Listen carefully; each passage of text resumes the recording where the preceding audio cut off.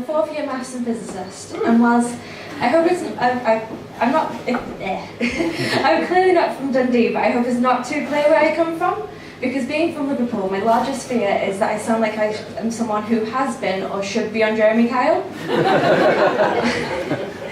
But I'm very lucky though, because most people say that I don't sound very Scouse, which always takes me back to being 14 and being delegated as posh Scouse in our Spice Girls tribute band. If you ask my partner today though when I'm hungry, he would definitely say I'm scary Scouse.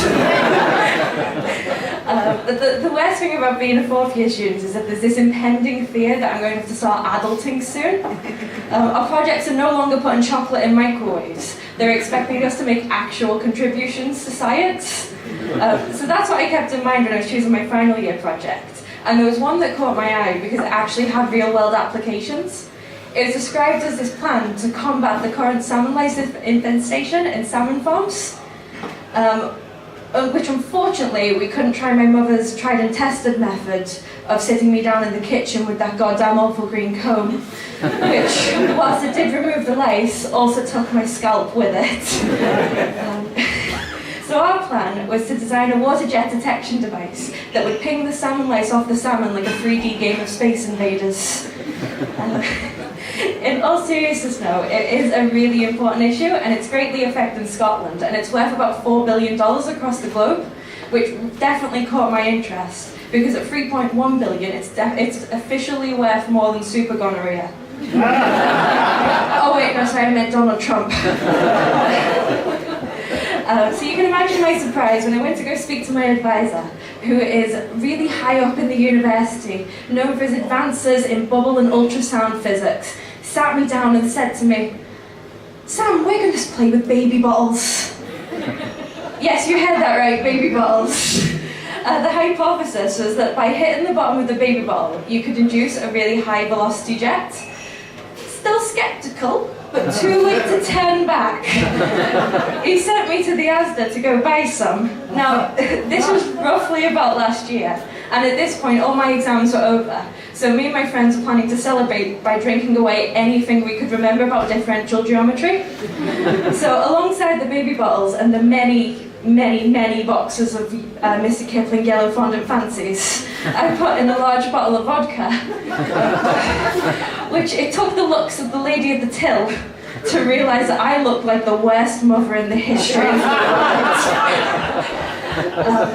So being funny, I then decided to take a photo of the baby bottles and the vodka and post it on Facebook, to which not a minute later my partner calls and is like, "Do you have something to tell me?"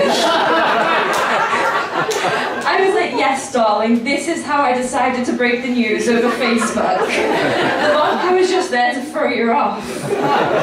We found it hilarious until I got a very similar call from my dad an hour later. Much longer phone call, I can guarantee you that.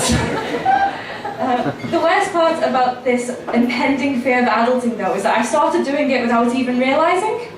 I've been living on my own for about a year now, which is great because no one judges me when I'm up playing games at 3 a.m. or when I'm crying because Toy Story 3 still gets to me to this day. But the worst part about it is that I have no one to blame when all my chocolate digestives go missing. Like, that's all me. But I say I'm only partially adulting because I realise I'm doing it without all the expensive stuff. I recently got a letter telling me exactly how much I was not paying for council tax. And the thing I feared about no longer being a student was that I was no longer going to get a free McFlurry with my student card. And that turns out that's not going to matter because I'm not going to afford a McDonald's because all my money's going on council tax and water. Like, when did water become so expensive? Like, the £1.10 bottles in the Union don't seem steep anymore. I've been stocking up for winter. So no one prepared me for any of this, so I just sat there in my flat with my turkey dinosaurs and smiley faces, just staring at this letter thinking my parents did not sign a permission slip for this. I am not ready to adult whatsoever. But my time machine is nowhere near ready, so I decided I'm probably going to have to get a job. So the thing I've learned over the past year by doing job applications is that, by God, they're a test of endurance. More than once I've been asked to fill in a questionnaire with over 150 questions determining what person I am, which I always end up finishing them completely disappointed because I half expect them to be like a BuzzFeed quiz and they're going to tell me what Disney princess or holiday destination I am by the end of it, which is Belle in Hawaii, if anyone was wondering. Well, what they've started doing now is they've started testing your English and math skills before they even consider giving you an interview, which is fair enough. If you're applying to a field of science, you should expect to be able to calculate maths equations properly, as well as writing good English. So I started doing this test, and the first question was, Helen is writing a letter to management about the meeting that she had on Monday. She would like you to proofread it for her. So, this being a big, reputable company, I clicked start, expecting to struggle with finding commas and remembering how to spell necessary. But what greeted me can only be accurately described by reading it out loud. So, 1 second. Hey, Mikey. Just wanting to get your feeling about Mons meeting. Haha, I thought it went wee. Set for when I spoiled water everywhere, lol. Thanks for covering for Mimi. Did you get a copy of the notes? The final product will be done by next month. We should grab a bit before then. Let me know when is best for you. Thanks, Helly. How did Helen get the job?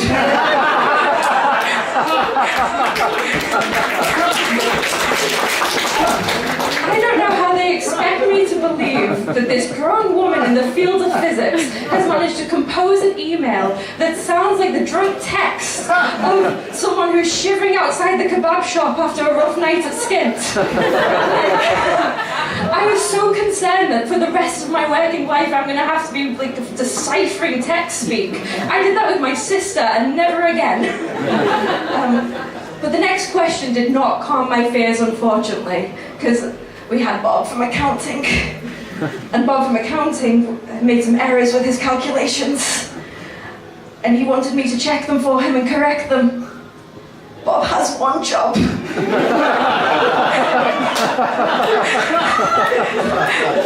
Bob's only job. 2 jobs I'll give him if he's corrected Helen's emails, but still.